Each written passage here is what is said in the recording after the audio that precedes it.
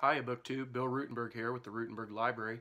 Come to you with the Friday Reads. Want to give you an update on my life and my life in general and my reading life, and just wanted to give you my weekly update. And so this last week has been kind of a hectic week. I've been going back to school and trying to just get used to being in the classroom again. You know, we've had so much time off that becomes a little tougher to do. Didn't know how that would go. I'm usually really good about going in early and just getting my classroom set up, and I'm used to being there all day, and this time around it's a little bit harder. Not being in the classroom for so long, and I miss the kids. I want to be there. I just got to get my body acclimated to it again. So anyway, I've been up at the school doing that. We've been doing at school, we always have trainings that we have to do during our first couple days at school, and they went to online since we can't meet as a big group. They done all these as online classes, almost online trainings, and so I did about half of those yesterday, and I'm going to do the other half this morning in a little while when I go up to school, and then second half of the day I hope to finish putting together my classroom. Earlier in the week we went to town, my wife and I think we're gonna, well, no, I don't think, I know we're gonna replace the countertop in my kitchen this weekend. And so we bought the countertop and all the little nuts and bolts and screws and all that kind of stuff that goes with it, and the silicones and a new sink, or not sink, excuse me, a new faucet, and yeah, so we're gonna be working on that, and that's probably for me gonna be at least an all-day, if not two-day project, just because I am not a handyman. But anyway, that's what we plan on working on, and so that's been the beginning of my week. But one thing that I want to get done this next week, that I had planned on getting done this week and just didn't get it done. I finished the book, The Caning, and so I want to get a book chat done with that before I put it away on the bookshelf. So be looking forward to that. That's one thing I'm going to get accomplished this week. I was going to tell you, I forgot. Yeah, one of the reasons that my reading time is cut down quite a bit is some of you have been very creative with some tags, and one of the tags that went around a couple weeks ago, and it's still making the rounds and still catching my attention, is the DNF tag. And then this week the reread tag has been going around, and so I did both of those myself, but I've been watching everybody's take on that. Man, you talk about a couple of great videos that lead to just some great bookish discussion, and I've thoroughly enjoyed listening to everybody's take on DNFing, and then what you reread and why you reread it. It's been pretty interesting. Some of us have things in common, and some of us have some differences in that, and I just think it's fascinating to listen to and watch you guys put your different takes out there. So that's taken up some of my reading time, and granted, that's my choice, I understand that, but it's been too interesting not to watch. And so thank you to all of you that have done those videos and kept me entertained. Alright, so what am I working on? So last week I told you I was going to start reading The American Revolution, A Grand Mistake by Leland Stauber. I started this on Saturday. It's boring, at least the beginning. I am struggling with it. I haven't picked it up since. I read like the introduction and then half of the first chapter. The first chapter is like, how many pages long? It was 40, let's see. It was 40-something pages long. It was a huge first chapter. And I did not get the first chapter done. No, I take that back. Whoa, I was way off. It was 92 pages long. And it is just, I am finding it slow moving and a little bit boring. I'm not even talking about the material that the book is covering, because we talked about last week. I didn't know if I'd like it or not. it's just the writing style I am not enjoying at all. And so I'm going to have to try to come back to that, and that might be one that I just pick at here and there before I finally get it done. So still working on that. Did a little bit of that this week. Still picking away at Tales of the South Pacific. I am now in the, third chapter, I think. Yeah, so picking away at that. It's interesting. I wish they'd stick with, they're switching characters and switching stories. And I'm hoping he comes back to some of these stories. I enjoyed that last chapter, and I hope they come back to him in the book. Let's see, what is his name? It was Bill something in here. Let's see, Harbison. Yeah, Bill Harbison, I believe, is his name. But anyway, he had kind of an interesting story going, and then the Mishner switched to a different character in the different chapter, and so he's hopping around a little bit, and I'm not sure how I feel about that. Earlier, or throughout this week with the reread tag going, I got to thinking, you know, there's a reason we reread books. It's because we enjoy the books.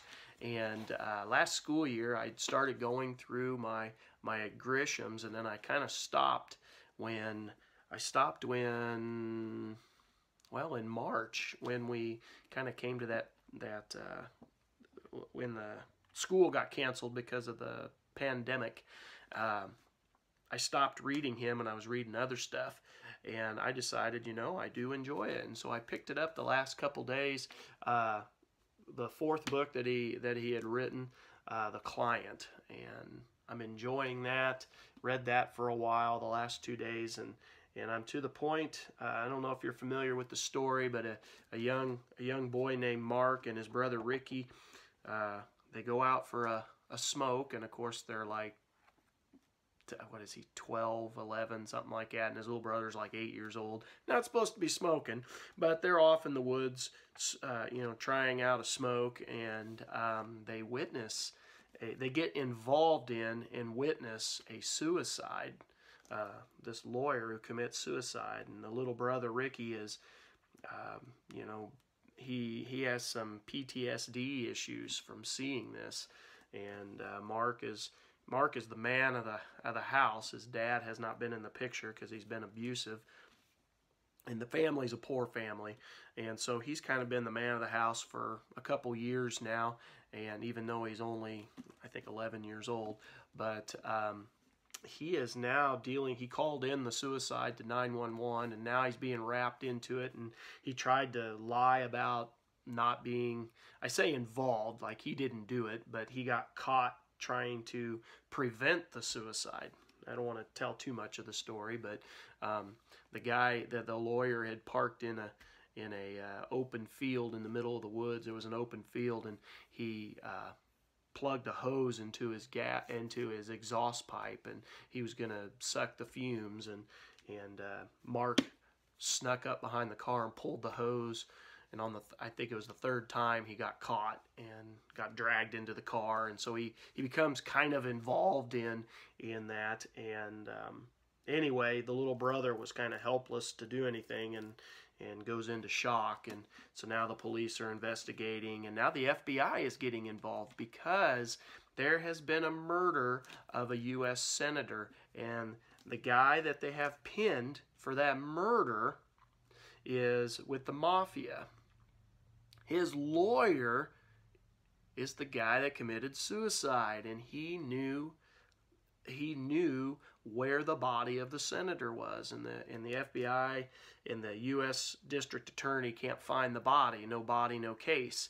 And so anyway, we got a lot of intrigue going there, and so I'm enjoying that. I will continue to read on that. I don't know if I'll get it done this week, because I just take little, you know, a chapter here, a chapter there. Enjoying that. And then the book that I've been heavily working on this week, my nonfiction read, has been Nixon. I've been reading Ruin and Recovery, 1973 to 1990. I've been reading on this by Stephen Ambrose, and I went ahead and picked this up when when the American Revolution book was, when I found it so boring, and I knew I'd been wanting to get this done, and this is so interesting because I'd never read anything on Nixon, and of course he's always vilified, and he's always the villain, and honestly he deserves some of that, or a lot of that. But I just find it amazing that, because right now, the very beginning, the first like 250 pages are all about Watergate in this third volume of Ambrose's biography series on Nixon. And I just find it fascinating, and that Nixon was such a smart guy, but at the same time, he was so dumb. Why did he do lie after lie after lie and cover up after cover up after cover up? He could have came out in the beginning and pretty much told the truth, and I don't know that he would have been, I mean, he would have gotten in some trouble, and I don't know that he would have been, I guess he didn't get impeached. He was close to it. They were on their way. He resigns before, they were in the hearings trying to get to the bottom of Watergate, and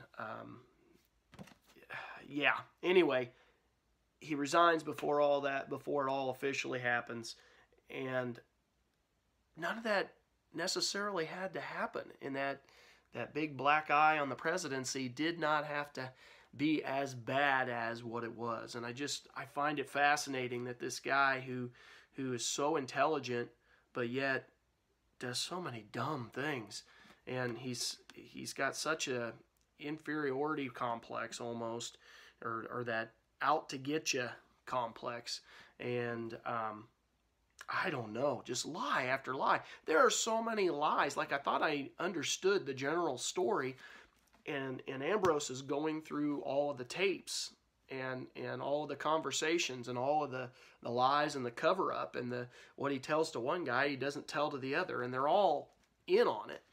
And I'm getting confused on the story because there's so many lies. Anyway, I've just found it fascinating. It's in, where are we at? July of 1973, I believe, is where did we just finish July? I'm at the beginning of a chapter here. They're struggling for the tapes. I'm in chapter 9, August and September of 1973. So it's starting to get, the heat is starting to be turned up on the cooker for Nixon, and he's wrestling with, the idea of resigning, do I give over the tapes or not, and executive privilege and all that kind of stuff. And it's fascinating. I'm enjoying this book. I'm glad I went ahead and tried to get the trilogy done, because I've done one of these the last 3, this would be the 3rd year. I've done one each year for the last couple years. But anyway, that's been the bulk of my reading, and thoroughly enjoying it. I would recommend anybody studying from 1950 to 1970s, and possibly further on, because I haven't got that far. But this set of biographies fully covers that, and I would recommend anybody to read that. It's been very, very fascinating. So anyway, this has been my Friday Reads, and I hope everybody's having a great week. Check out those DNF and reread tags that are floating around out there. Seems like everybody's getting in on it, and it's a lot of fun and very interesting how people are, how they go through their reading life. And so anyway, like I said, this has been my Friday Reads. I hope everybody's having a great week. Happy reading.